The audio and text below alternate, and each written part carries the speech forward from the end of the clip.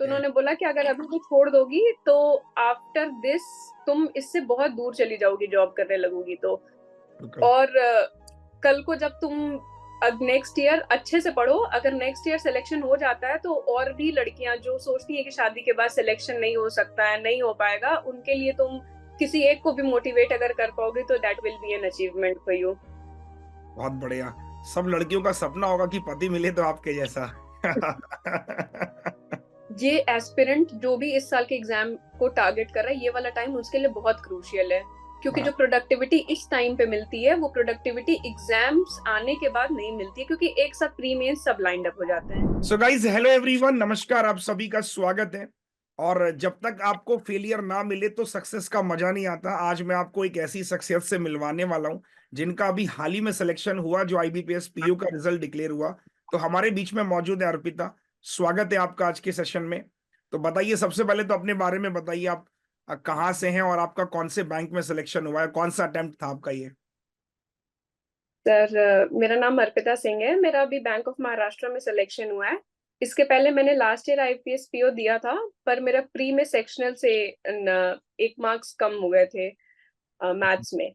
इस वजह अच्छा। से मेरा सिलेक्शन, मतलब इसकी वजह से मैं आगे बढ़ नहीं पाई थी, मेंस नहीं दिया था मैंने, तो ये इस बार मैंने मेंस भी दिया और क्लियर हो गया, और इंटरव्यू भी क्लियर हो गया। और आपके इस बार कितने मार्क्स हैं, मतलब आईबीपीएस पीओ मेंस का जो स्कोर कार्ड आया था। सर, मेरे 77.25 आए थे। ओके, अब की बार। और क्वांट में यस सर। इसमें कितने नंबर थे आपके अब की बार। सर 18 मार्क्स थे। मैंने 18 मार्क्स का किया ही था क्वेश्चन। ओके। मतलब प्री में आप मैथ्स की वजह से फेल हो गई और आज आपके मेंस में 18 नंबर आए, तो अच्छी बात है। तो अपनी जर्नी जरा मुझे बताइए, कब से आपने स्टार्ट किया, आपने क्या किया हुआ है, पढ़ाई में क्या किया हुआ है आपने। सर, मैंने बीकॉम ग्रेजुएशन किया, उसके बाद मैंने 4 साल काम किया था। उसके बाद मैंने तैयारी करने का सोचा था। जॉब आपने की है मतलब ऑलरेडी। यस सर, प्राइवेट में। क्या जॉब करते थे आप। सर, पहले तो मैं 6 महीने उत्कर्ष स्मॉल फाइनेंस बैंक में थी। उसके बाद मैं जेनपैक्ट इंडिया में काम कर रहा था, मैंने 3 साल 8 महीने। ओके। देन फिर उसके बाद आपको कैसे आइडिया है कि मुझे बैंकिंग करना है, why not SSC another exam. Sir, मेरा बचपन का सपना था आईबीपीएस पीओ। अच्छा। मैं छोटी थी तो अपनी मम्मी के साथ इलाहाबाद बैंक में जाती थी, तो हमेशा अपने आप को मैनिफेस्ट करती थी कि अगर मैं चेयर के उस साइड पे रहूंगी तो how will I behave with my customers and all, मैं हमेशा सोचती थी। लेकिन नहीं कर पाई थी किसी वजह से। तो शादी के बाद my husband and my in laws forced me कि तुम अगर करना चाहती हो तो तुम करो। ओके। तो फिर आपने प्रिपरेशन स्टार्ट करी, कौन से ईयर में स्टार्ट किया आपने प्रिपरेशन। सर, मैंने 2022 में करा था, लेकिन उस तरीके से मैंने प्रिपरेशन, मतलब वो होता है ना 4 साल जॉब करने के बाद, उस तरीके से नहीं पढ़ पा रही थी मैं। ओके। फिर जब मेरा आईबीपीएस पीओ में एक नंबर से नहीं हुआ था प्री, तो मैंने बोला, मतलब मैंने अपने हस्बैंड से डिस्कस किया था, तो उन्होंने बोला था कि अभी एक नंबर से नहीं हो पाया है, अगर अभी भी छोड़ दोगी। उस टाइम मेरे पास एक जॉब ऑफर भी आई थी प्राइवेट सेक्टर से। तो ओके। उन्होंने बोला कि अगर अभी भी छोड़ दोगी तो आफ्टर दिस तुम इससे बहुत दूर चली जाओगी, जॉब करने लगोगी तो। बिल्कुल। और कल को जब तुम नेक्स्ट ईयर अच्छे से पढ़ो, अगर नेक्स्ट ईयर सिलेक्शन हो जाता है तो और भी लड़कियां जो सोचती हैं कि शादी के बाद सिलेक्शन नहीं हो सकता है, नहीं हो पाएगा, उनके लिए तुम किसी एक को भी मोटिवेट अगर कर पाओगे तो that will be an achievement for you. बहुत बढ़िया। सब लड़कियों का सपना होगा कि पति मिले तो आपके जैसा। क्या करते हैं आपके husband. Sir, he is working in ICICI bank. Okay. तो जैसे आपने लास्ट ईयर आपने एग्जाम्स दिए, आपको फेलियर पता चला, आपको आपकी वीकनेस पता चली, तो कभी कभी ऐसा भी तो लगता है कि क्या पता शायद मुझसे ना हो पाए। कहीं ऐसा ना हो कि बहुत लोग इतने सालों से तैयारी कर रहे हैं, मतलब आदमी नेगेटिव भी हो जाता है। तो आपको कैसे लगा कि मैं एक अटेम्प्ट और अच्छे से देती हूँ, अब की बार मैं करूंगी, आपको आपकी वीकनेस कैसे पता चली। सर, मुझे मेरी स्ट्रेंथ पहले तो पता थी कि मेरी एक्यूरेसी अच्छी थी, अच्छा। और मेरी इंग्लिश भी अच्छी थी। ओके। ठीक ठाक थी, मतलब मैं कह सकती हूँ ऐसा। पर मुझे वीकनेस ये पता चल गई थी कि मैं जब मुझे मॉक टेस्ट बहुत सारे देने होंगे, क्योंकि जब जो मैं आपको बता रही हूँ कि मैथ्स में मेरा सेक्शनल में नहीं हुआ था, तो ऐसा नहीं था कि मैं कर नहीं पाती कुछ भी। 7-8 मार्क्स के तो मतलब वो स्पीड मैथ्स ही हो जाते हैं। बिल्कुल बिल्कुल बिल्कुल। लेकिन वो था कि मैं इतनी नर्वस हो गई थी उस टाइम पे, थोड़ा सा डिस्ट्रैक्शन हो गया था उस टाइम पे, और मैं इतनी नर्वस हो गई थी कि मैं नहीं कर पाई। तो मुझे ये लगा कि मुझे यही चीज हटानी है, जिसके लिए मुझे लगा कि अगर मैं प्री प्री पढ़ती रहूंगी तो कुछ नहीं होगा। तो मेंस ही ज्यादा फोकस करना पड़ेगा मुझे। ओके, तो फिर आपने कौन से बैच को फॉलो किया मेंस के लिए?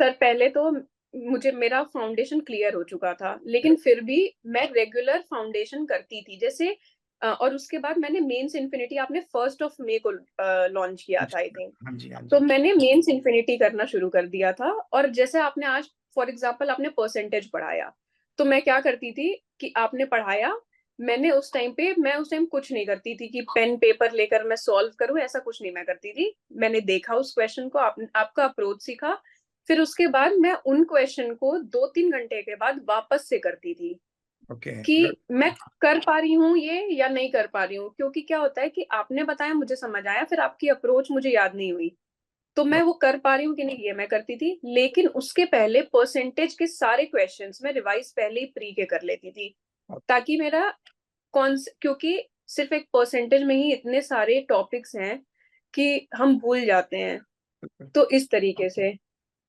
ओके, तो ऐसे मतलब आपने मेंस स्टार्ट किया। मतलब मुझे लगता है कि जब मैंने इससे पिछले प्लेटफॉर्म पे जब मैंने चैप्टर वाइज मेंस स्टार्ट किया था, मैं बताऊं इस बार काफी लोगों का सिलेक्शन हुआ और सबने इस चीज को बहुत अप्रिशिएट किया कि चैप्टर वाइज मेंस पढ़ने से ना बहुत फायदा होता है।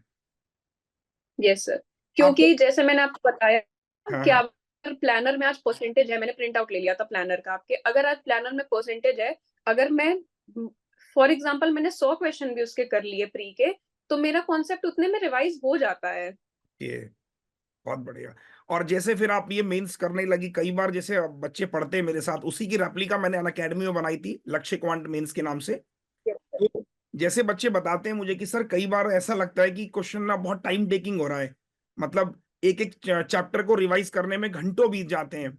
और एज अ स्टूडेंट आपको भी लगता है कि यार क्या होगा, मतलब मेंस में क्या सच में इतना टाइम देना पड़ेगा? उस टाइम पे कैसे आप अपने आप को मतलब समझाती थी कि नहीं यार अभी तो करना है, अभी ये सब नहीं सोचना है? सर मेंस में टाइम लगेगा, और मेंस में हमारे पास इतना टाइम होता है, हाँ, हमें नहीं, हमें एक जॉब लेनी है बेसिकली। ठीक है। तो ऐसा नहीं है कि आपका, और ऐसा इसमें एसएससी की तरह भी नहीं होता है कि आपके बहुत अच्छे मार्क्स है तो आपको बहुत अच्छे, सॉरी अच्छा रैंक है तो आपको अलग पोस्ट मिल जाएगा, पोस्ट सेम है सबका।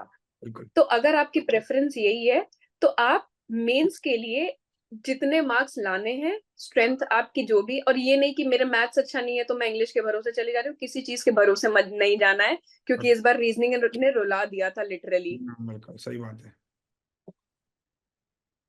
तो अच्छा, तो जैसे आपने बेसिक। एक चीज़ और जाननी है आपसे, जैसे आपने ना प्री के जब आपने मॉक लगाए होंगे तो आपको कब ये रियलाइज, जैसे आपने कहा कि मेरा लास्ट ईयर प्री नहीं हो पाया, आपको क्या लगता है कि प्री और मेंस की तैयारी साथ साथ करनी चाहिए या फिर उसमें कुछ गैप होना चाहिए आपके अकॉर्डिंग? यस सर, पहले तो मैं यही कहूंगी कि ये वाला जो टाइम है, ये एस्पिरेंट जो भी इस साल के एग्जाम को टारगेट कर रहा है, ये वाला टाइम उसके लिए बहुत क्रूशियल है। क्योंकि हाँ, जो प्रोडक्टिविटी इस टाइम पे मिलती है, वो प्रोडक्टिविटी एग्जाम्स आने के बाद नहीं मिलती है, क्योंकि एक साथ प्री मेन सब लाइंड अप हो जाते हैं। बिल्कुल। मैंने क्या किया था कि मैंने प्री कर लिया था, और प्री प्री मैंने रीजनिंग का कर लिया अच्छे से, मैथ्स का कर लिया। फिर जैसे मैंने आपको बताया 1 मई से लॉन्च हुआ था इन्फिनिटी, तो उसके पहले मैंने प्री पूरा कर लिया था, रीजनिंग का भी मैथ्स का भी। और इंग्लिश में शुरू से मेंस पढ़ती थी। जीए में मैंने क्या किया था सर, कि मुझे पता था कि जब मेरा आईबीपीएस पीओ का इंटरव्यू आएगा तो मेरे पास शायद इतना टाइम या इतनी एनर्जी ना बचे, तो मैंने बैंकिंग अवेयरनेस के अभिजीत सर के पहले ही पूरे नोट्स बना लिए थे पढ़ के। तो ये चीज का बेनिफिट मिला। उसके बाद आप मेंस पे जंप कर जाओ, और प्री साथ साथ रिवाइज, मैथ्स में ही ज्यादा लगता है प्री रिवाइज करने में, हाँ, बाकी इंग्लिश में कह ही रही हूँ कि मेंस करो।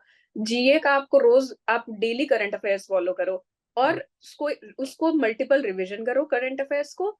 और मैथ्स में क्या होता है, मल्टीपल रिवीजन आपको प्री के टॉपिक का भी करना पड़ेगा, साथ साथ में आप मेंस लेके चलो। रीजनिंग में भी यही है कि आप प्री आपने एक बार पढ़ लिया तो आप mock test, sectional mock test दे रहे हो, आपका हो जाएगा। मेंस आप रीजनिंग का भी करो फिर। अच्छा, अब जैसे ये एक सवाल मुझे और पूछना है, स्टार्टिंग में जब बच्चा तैयारी करता है तो वो एक क्वेश्चन और पूछता है कि कितने घंटे पढ़ना चाहिए?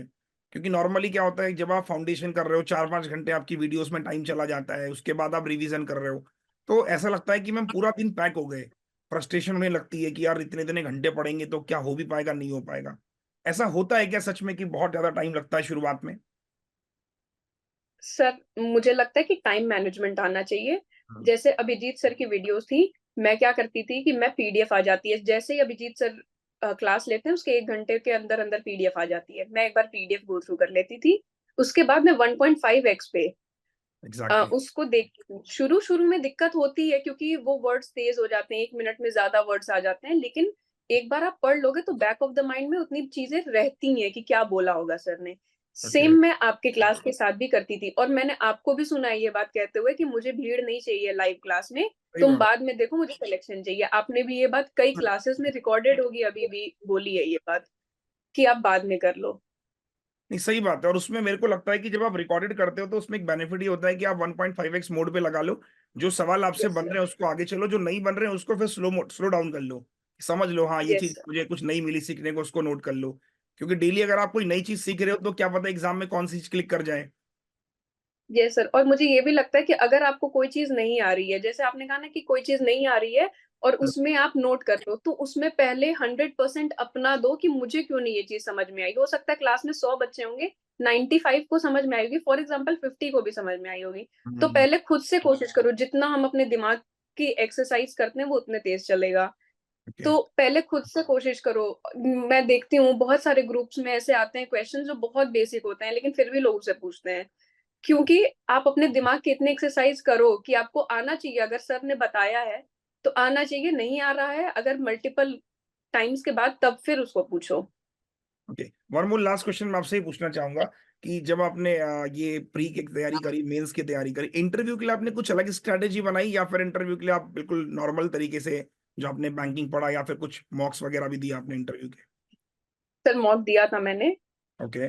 आ, तो लेकिन उसके पहले मैंने जो बताया आपको बैंकिंग अवेयरनेस के, क्योंकि मैंने नोट्स बना लिए थे, हम्म। मैंने पूरी तरीके से उसको रिवाइज कर लिया।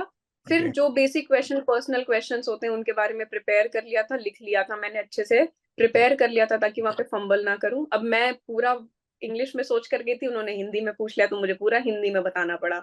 तो इतना नहीं कि नर्वस हो जो कि अरे मैं तो इंग्लिश में बोल के सोच कर आई थी, इन्होंने हिंदी में पूछ लिया। कितने लोग थे तो आप? हर सिचुएशन। सर 5 लोग थे, पूरा 12th फेल मूवी वाला सीन लग रहा था मुझे। और सवाल क्या क्या थे, कुछ याद है इंटरव्यू के सवाल वगैरह आपको? सर पूरा याद है, 10-15 बार तो बता चुकी हूँ घर में ही। तो ठीक है, बताइए क्वेश्चन पहले, तो यस सर।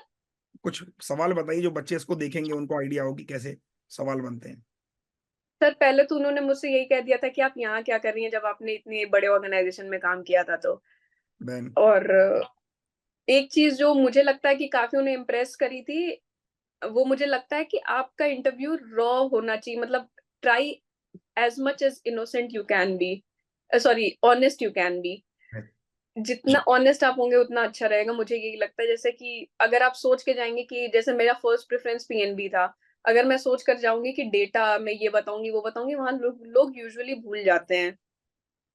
तो बिल्कुल। उन्होंने पूछा था नेगोशिएबल इंस्ट्रूमेंट, पूछा था बैंकिंग से रिलेटेड, बैंक गारंटी पूछी थी मुझसे, चेक पूछा था, कौन कौन से पार्टीज इन्वॉल्व होते हैं चेक में, और उन्होंने एक और कोई क्वेश्चन पूछा था पर उसका मुझे नहीं पता था, तो मैंने उनको बोल दिया था कि मुझे नहीं पता है, मैंने I have never heard about it. तो उसमें किसी पैनल मेंबर ने बोला कि ये इनको नहीं, किसी को भी नहीं पता होगा। Okay, good. तो कहने का मतलब ये कि आपको नहीं आता, आप एक्सेप्ट कर लो कि भाई ये सवाल नहीं बनता है ना। मैंने वो सुना ही नहीं था सर कभी उस टर्म के बारे में, एक होता है कि सुना था और नहीं याद आ रहा है।